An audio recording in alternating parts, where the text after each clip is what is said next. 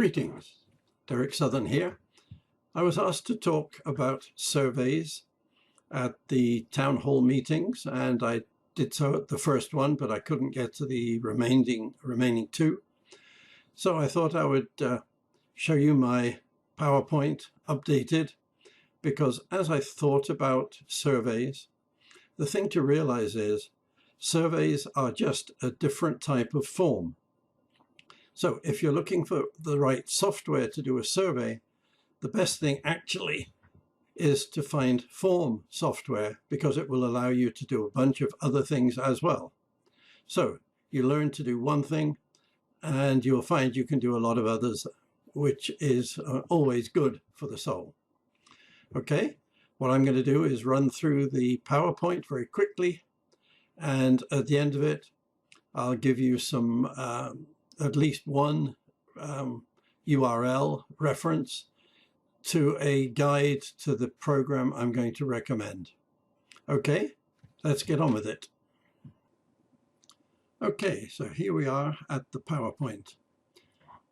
I've entitled it Surveys and Forms, with a subtitle here, What Help Can State Provide? And the help I'm happy to provide on behalf of state is to recommend a program, with a second choice if you don't like the primary one, and some ideas of what you can do with these programs.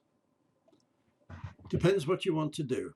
Basically, I'm going to assume you want to survey your branch members to find out what they want to have from your branch. You can ask them, what are you doing well? What can you improve on? Ask them for ideas for new activities, how to get more guests, and so on. We think it's a great idea to involve the branch members, get their ideas, listen to them, make them wanted, because once you've got the guest to member working, now you want to keep the member, because the worst thing is you've spent a lot of energy gaining the member. Now you don't want to lose them and have them leave because they're not being listened to or because they're bored. You might also want to convert some of your paper forms into online forms. The benefit there being when the person fills out the form, it's immediately put into a spreadsheet, so the data can be collected and used by the person who wants it. There's none of this supplying a piece of paper, handwritten. It's a problem reading it. Then you've got to transpose it into a program so you can analyze the data, which is fertile ground for mistakes.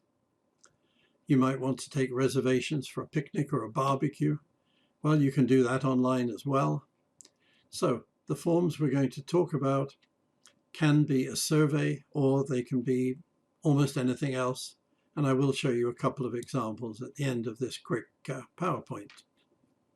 So you might ask which program to use. There are 3 or 4 factors that I think are important. You've got to design your form. And of course, the form includes surveys. I'll just use the word form, though. You have to distribute the form so that the members can use it and respond. Once they've responded, you want to be able to report the data. And that's not as easy as some people think. And having reported the data, you've then, of course, got to go do something with that information. The final factor for me always is cost. I'm going to try and recommend some free ones, and you'll see in a moment there are 2. I'm going to recommend one. The second one is good as well. It's up to you. It's a couple of choices. The free programs, Google Forms for me is number 1. It comes as part of a set. You've got the equivalent of Word docs, Microsoft spreadsheet, which is Excel, a Microsoft presentation like PowerPoint. These come free, and you don't download them. They're up in the cloud. So when you want to use a form or a spreadsheet, you just click on it and it appears on your screen. You can save it into the cloud. You can copy it and save it down onto your local disk. It works very nicely. Cognito Forms is a company. They sell their program, but they do have a free version that you can use. Limited use, but big enough for most branches. I'll show you examples of both Google Forms and Cognito Forms in a moment. The advantage to me of Google Forms is it's part of the set. So if you've ever wanted Microsoft Word or Microsoft Excel, but the money at the branch didn't allow it, Google Docs will do it for you for free. There is a Microsoft Lite program that you can download for free. There's a copy of Word, Excel, PowerPoint, and OneNote. Not the full version, but certainly powerful enough to do most of what you want. If you Google free Microsoft Word, or words to that effect, you'll see how to go get it. There are some programs you can buy. Some are pretty expensive, like JotForm and SurveyMonkey, which are very powerful, even more powerful than Google Forms, but they'll run you a load of money. They do offer a free version with a limited number of usages, usually big enough for a small branch. But beware, because if you create a survey, send it out, you'll see all the responses, but you cannot download them. And if you can't download the program, the data that you've just collected, it's useless. So beware the ones that say we'll let you use it for free. Most of them don't give you any data that you can use. Cognito does allow you to download it from a spreadsheet, so that would be the exception. Form designing, you should be able to customize the look, add a logo, have various layouts, different types of questions in a survey. You should be able to add them, edit them, and inevitably you want to change the order, where it's very easy with Google and Cognito. You just drag the questions around and put them where you want. Something called skip logic says, for example, if you're collecting data for a barbecue or a picnic and you want to ask questions about the spouse if they're coming, if the spouse isn't coming, you can use a question like, will you be accompanied by a spouse or a guest? If you answer no, you jump over any of the questions that would relate to the guest or the spouse. Very nice. It saves a lot of frustration. It saves somebody clicking through questions they don't need to answer. How do you distribute the form or the survey? A web link, put it on a website or social media. But when you do it on social media, it's public unless you're very careful. And if you make a survey public, you're likely to get some answers you do not want. You can post the link in an email. That's easy. So you just send out the standard branch email. In it would be a link. Click on it. You go to the form or the survey up there in the cloud. It shows up on your screen. You fill it out. You click submit. You're done. You can embed a form onto a web page or in an email as well. In that case, there's usually a submit button, which you click, and again, the data goes into the cloud, goes up onto the spreadsheet up there, which you can then relate to. Or if you use Word Docs, you create a form that's filled in by pen and pencil. Somebody has to type it out. There's inevitably a mistake or two. And as I said earlier, you're usually lucky if you can read the guy's writing. So the old-fashioned way, pen and pencil, not really recommended. Go with these online interactive forms, much easier. Reporting for me, the data analysis and reporting is the most challenging, takes the longest, it's the hardest part. And for that reason, I always test a survey or a form for that matter. I fill it out several times, different names and data, and then I look at what I've got. Inevitably, I'll find something that I didn't expect. What you do then is you go back into the editor, You correct the problem, do it again. And when you've got the form the way you want it, then is the time to send it out to your membership. If you use Google Form or Cognitoform for that matter, the data is exported automatically to a spreadsheet in the cloud. From there, you can download it into Excel, or you just use the spreadsheet in the cloud. You can do some analysis.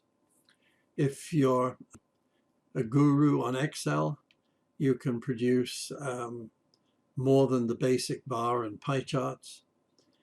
If you want to cross-tabulate, if you're not sure about that, go to YouTube, type in crosstab from Excel, and see what you get.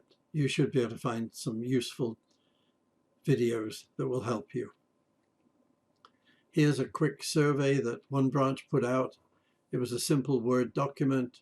You can see all the questions, some good questions there, typical questions that you might want to ask at your branch.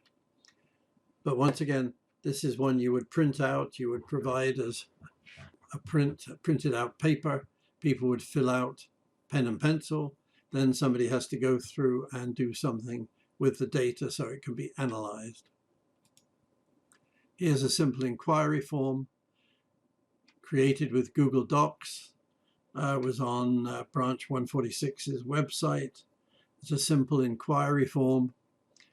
When the submit button is clicked, the data flows up into a spreadsheet in the cloud. It's then available for the membership secretary. On this next slide, we'll see an enlarged portion because I want to point out you can require certain of the answers, which means the person filling it out can't submit it without filling these particular questions in. If you're doing an inquiry form, you really do need somebody's email address and their name and their phone number and so on. So there is a button that you click as you create each of the questions, and it says required. You click on it, up pops this little red asterisk, and you're in business. Branch 116 uses this form for membership applications. They used Cognitoforms. It looks more like the standard membership application, so they carefully designed it to look similar to the paper that it's replacing. You don't have to do that. You can lay out the form literally in any way that you want to. In the same way you can do a survey, you can move the questions around and so on. My final advice, I think I already mentioned it, sign up for a Google membership if you don't already have one. It's free. It comes with Gmail. I happen to like Gmail. So once you've got your Google account, you can access Google Docs and you'll find Google Forms in there. Sign up, try it, keep on testing until the results come out the way you want. Now my final slide gives you 2 references on how to use Google Forms. The first one, this How to Geek program, this one here, How to Geek, it gives you a beginner's guide to Google Forms, and it also tells you how to sign up for your Google account. It's a text-based instruction, so you go down the page and follow the instructions, you learn. If you prefer a YouTube video and you've already got a Google account, go to this YouTube, click on it, or copy paste into your browser, and it'll show you exactly how to use Google Forms. With that, I hope you have a lot of fun creating surveys and converting some of our paper forms into online interactive forms. I think with time, you will really appreciate this. And as we all know, the internet is taking over the world slowly. Here we are. If we use interactive forms, SIR is moving forward into the cyber age. I wish you luck. Have fun with it. and may your branch prosper. Thank you.